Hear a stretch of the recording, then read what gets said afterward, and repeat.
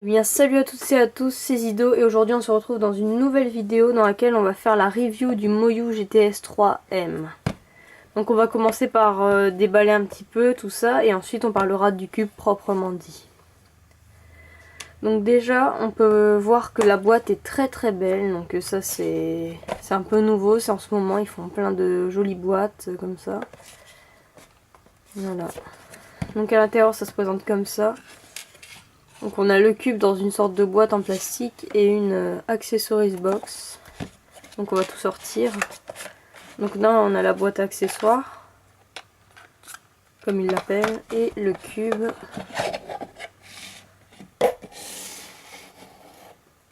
Donc le cube il est dans cette boîte, donc on va en parler un petit peu parce qu'elle est assez intéressante.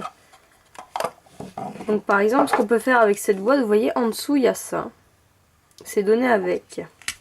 Et en fait ça permet de mettre le cube dessus. Par exemple comme ceci. Vous voyez? Ça je trouve ça très original, c'est bien sympathique de leur part de mettre ça. Donc on peut aussi le surélever avec cette partie là. Donc comme ça. Voilà.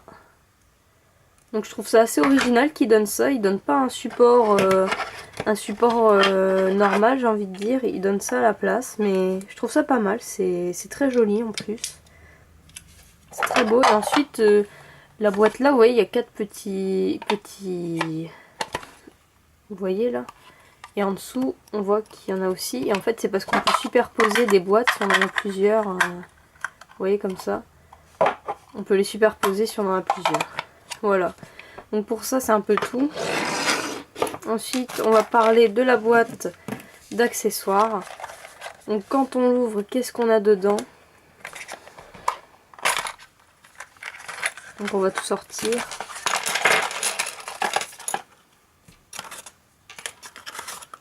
Voilà, donc elle est vide. Alors dedans déjà on a deux cartes, donc on a celle-ci avec des QR codes dessus. Et cet homme, je ne sais pas qui c'est. Ensuite on a celle-ci. Donc Timoyo. Voilà, ensuite on a la notice pour la boîte justement. Vous voyez, ils nous disent comment on peut la mettre, etc. Vous voyez, c'est là qu'on voit qu'on peut les empiler. Voilà. Et ensuite on a le tutoriel en chinois pour résoudre le 3x3. Ah non, là c'est en anglais, on a de la chance. Ensuite il y a ces deux trucs là, donc vous devez vous demander à quoi ça sert. En fait c'est quand on a démonté tout le cube, qu'il nous reste que le corps, on met ces deux trucs là entre deux centres pour les écarter et régler les vis. Enfin moi je m'en sers un peu jamais. Bon ça peut servir à ceux qui connaissent un peu plus. Ensuite on a des aimants de rechange. Un tournevis, donc le tournevis il sert à régler la tension. Donc vous voyez ici, hein. Voilà, il est fait exprès. Et ensuite vous voyez que là il y a ce truc bleu autour de la vis. Donc en fait ça va avec, d'ailleurs on en a un de rechange, ça va avec ceci. Donc vous voyez ici il y a un petit cran là. Donc on va le mettre dessus, ça se met à l'intérieur comme ça, vous voyez là où il y a les petits crans aussi. Comme ça, en fait on va pouvoir régler le cube grâce à ça. Regardez, écoutez. Je le tourne.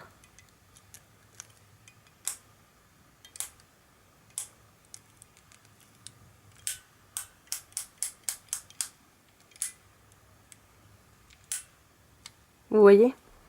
Et en fait ça sert à régler le cube en fait pour que toutes les parties soient réglées de la même façon. On va pouvoir regarder, donc là par exemple moi là, au début j'étais comme ça. Donc on va pouvoir régler par exemple, vous voyez ici là, ça commence là. Pardon, ici là. Et du coup on va pouvoir choisir, là par exemple si on le décale de 3 crans comme moi j'ai fait, si c'est décalé de 3 crans de tous les côtés on sait qu'il va être serré pareil. Donc moi je trouve ça vraiment hyper bien comme technique pour le serrer, ça change un peu. Par exemple sur les GAN maintenant ils font les GES je crois que ça s'appelle, et ça c'est hyper chiant, faut tout démonter pour les mettre, alors que là c'est vraiment très simple, très intuitif. À la limite le seul truc négatif que je leur donnerais, c'est qu'en fait ça sert vraiment que de ça. Et du coup c'est vraiment pas beaucoup. Et moi du coup j'ai dû faire au tournevis avant parce qu'il était vraiment beaucoup trop desserré. Du coup c'est vrai que bon c'est bien mais c'est pas parfait quoi. Voilà, c'est un peu tout pour les accessoires. Donc maintenant on va parler au cube proprement dit.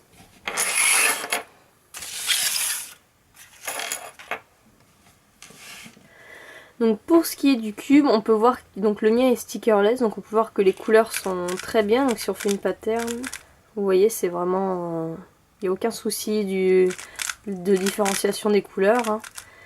On peut voir que la particularité de ce cube en fait c'est qu'il a des ridges. Vous voyez il y a des petits rebords partout autour comme ça. Tout autour du cube, il y a des rebords ici.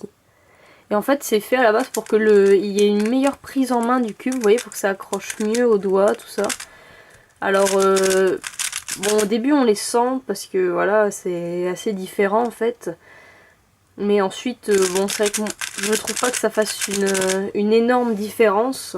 Maintenant je pense que c'est quand même, c'est pas moins bien en fait. Ça change pas grand chose mais ça pénalise pas je trouve. Donc voilà, c'est pas...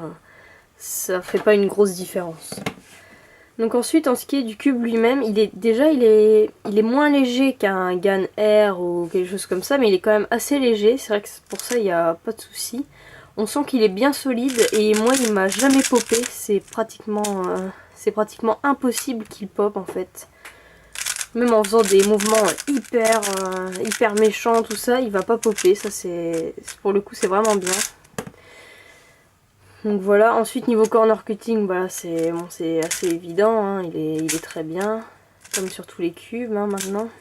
Il n'y a plus trop de problèmes sur ça. Et l'avantage avec les aimants, c'est que franchement, moi j'avais pas de cube magnétique avant, et c'est vrai que ça change tout, quoi. Par exemple, je fais plus aucun lock-up sur mes PLL ou quoi, ça c'est vraiment incroyable. Moi je pense que c'est vraiment beaucoup mieux de le prendre avec les aimants si vous pouvez. C'est pas beaucoup plus cher. Vous voyez, on voit vraiment qu'il y a les aimants, regardez. Ouais, ça se met... Là, faut que je pousse fort pour le détacher des aimants. Et ça arrive tout seul à sa place normale. Voilà. Donc pour ça, vraiment, il est hyper bien. Niveau vitesse, pareil, il est très rapide. Pour ça, c'est assez incroyable. Il est hyper rapide. Avant, mon main, c'était un GAN. Et le GAN, il est beaucoup moins rapide, quoi. C'est assez incroyable. Celui-là est vraiment très rapide. Mais d'un autre côté, c'est vrai que les GAN ils font surtout assez lent pour que ce soit très contrôlable. Mais celui-là, ils ont quand même réussi à le faire rapide mais contrôlable quand même.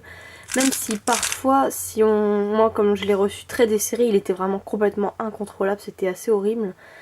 Mais là, maintenant que j'ai fait les tensions, je l'ai rodé, tout ça, il est vraiment bien. Il est contrôlable mais il est quand même très rapide. Assez léger avec voilà un corner cutting génial, pas de pop, pas de lock-up, enfin vraiment voilà. Moi je vous conseille de l'acheter si vous êtes par exemple sub 20 ou quoi, il est vraiment bien. Et je vous conseille du coup de le prendre en magnétique parce qu'il existe aussi en non magnétique et c'est pas beaucoup plus cher en magnétique.